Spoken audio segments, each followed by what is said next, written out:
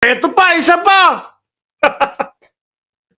Kung may Buloyski na nasa number 27, si Buloyski naman po may kasamang Vic Rodriguez, nandoon din po sa lineup o nasa linya din po ng mga hindi makapasok kahit man lang sa top 20. Meron akong nakitang poster nito eh. Parang nagmamakaawa na ikampanya siya. Wala eh. Wala ho, mga kababayan. Ayaw ng mamamayang Pilipino sa Kingmaker daw, sabi nila. Di ba? Mukhang yung Kingmaker na self-proclaimed hindi kayang maging king ang kanyang sarili. Mukhang hindi kayang iangat o maging hari ang kanyang sarili. Dahil napapansin naman ho natin mga kababayan, kahit sa ang sulok ng survey, si Vic Rodriguez ay mahigit sa 25 ang kanyang posisyon. At hanggang ngayon po nagtitinda pa din sila nung kanyang mga libro, hindi maubos-ubos. Sabi dati, sold out lagi. Tapos hanggang ngayon binebenta pa din. Hanggang ngayon inilalako pa din. Kasi ang mamamayang Pilipino hindi interesado doon sa kanyang libro. Bakit to? Manood na lang kami ng vlog ni Maharlika, libre pa. Hindi pa kami gagastos. Kesa dyan sa Kingmaker na yan. Kung ano yung nakikita namin doon sa vlog ni Maharlika, yun naman din ang nakikita namin. Yun din naman ang makikita sa libro ni Vic Rodriguez. Mark, nabasa mo na ba yung libro kaya ka nakakapagsalita ng ganyan?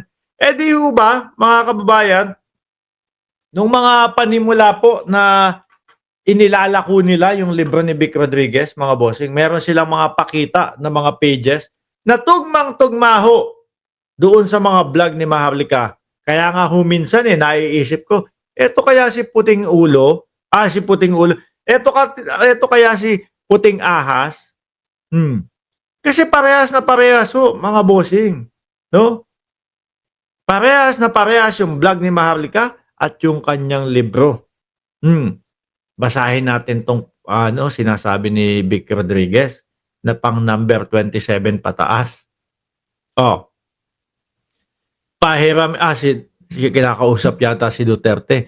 Pahiramin po ninyo ako ng inyong mandato bilang tunay, tapat at maisog na oposisyon. Unang-una, wait lang, walang tumatanggap na kayo ang oposisyon. Ang tawag sa inyo ng karamihan ay pogosisyon. Dahil ang tunay na oposisyon mga bossing chief amo sir, mahal niyan ang bayan, hindi ang China. Mahal din po niyan ang bayan. Magkaiba lang po ang gustong maging paraan para paunlarin ang ating bayan, mga bossing, kesa doon sa mga administrasyon. Pero kapag nakita nila na tama ang ginagawa ng administrasyon, sila po ay sumusuporta. Dahil nga po, ang kanilang layunin at pakay ay para po sa bayan, hindi po para sa China. Kaya kung sinasabi nyo na kayo ay opposition, malabo yan. Sabi ni Tutski, fake news ka always, bro. No? Yang content mo ay just daw. No? Ay daw. Di ba kayo yung mahilig gumamit ng daw? Di ba mahilig silang, nagbigay ng 150 million sa mga sa mga kongresista, no? Daw.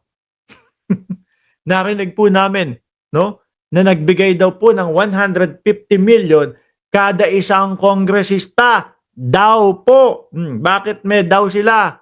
Takot mga makasuhan. Di ba, mga bossing? Ay, nako. Iyak ka na. Hindi na masaya. Tuloy natin si Panort. Si Panort. Sorry.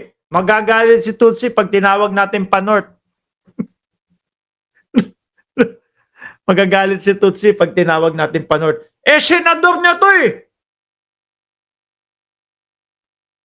Makapasok kaya yung senador ni Tutsi? No, tuloy na natin. Sila daw po ang oposisyon. Sabi naman natin, pogosisyon, pwede.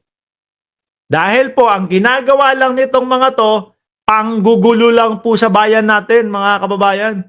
Ang ayos-ayos ng panunungkulan ng ating Pangulo, nakapokus ang Pangulo sa problema ng bayan, dadagdag pa itong mga to. Di ba? Dadagdag pa, maninira pa. Ginugulo ang bayang Pilipinas. Dapat dito isama to ni Inday Sara Duterte. Itapon lahat to sa West Philippine Sea. Di ba, mga kababayan? Lahat ng panggulo, lahat ng salot sa Pilipinas, itapon sa West Philippine Sea. Baka doon, maging masaya sila. Dahil nandoon yung mga kakampi nila. Sabi ni Aida de la Puente, dito Singapore, Sir Mark, maingay, Dutae. Huwag nyo tawagin Dutae, sir. Duterte na lang. Tinatawag nyo Dutae. Lalong pumunta si Jinggoy Estrada.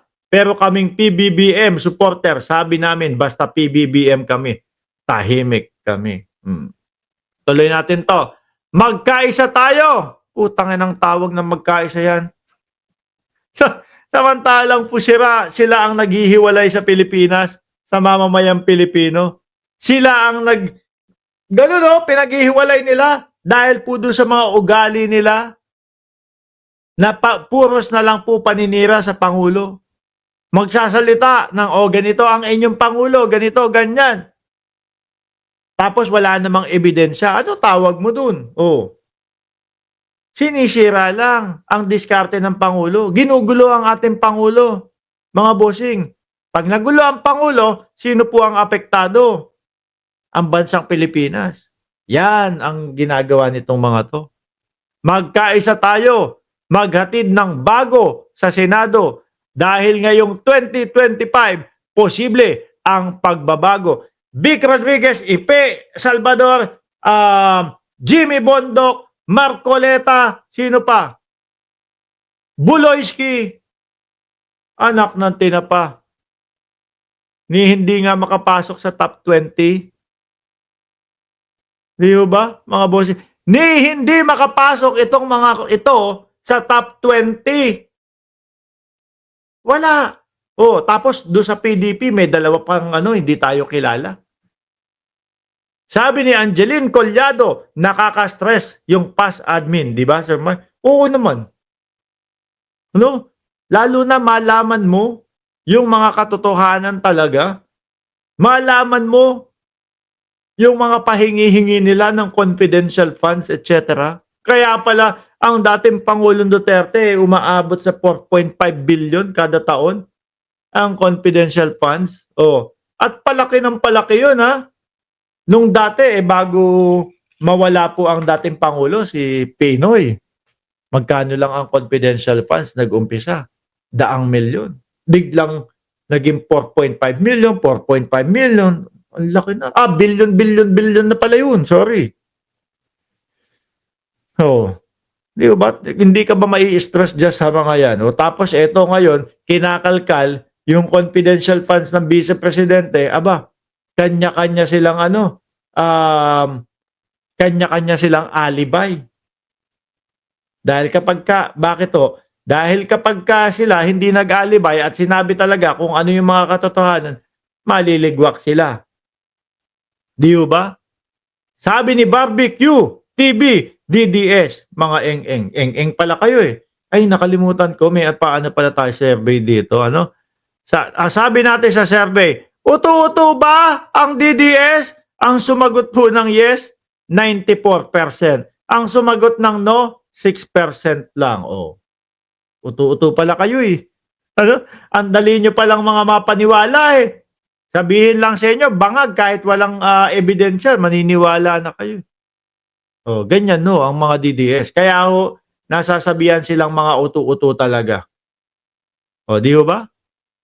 Vic, si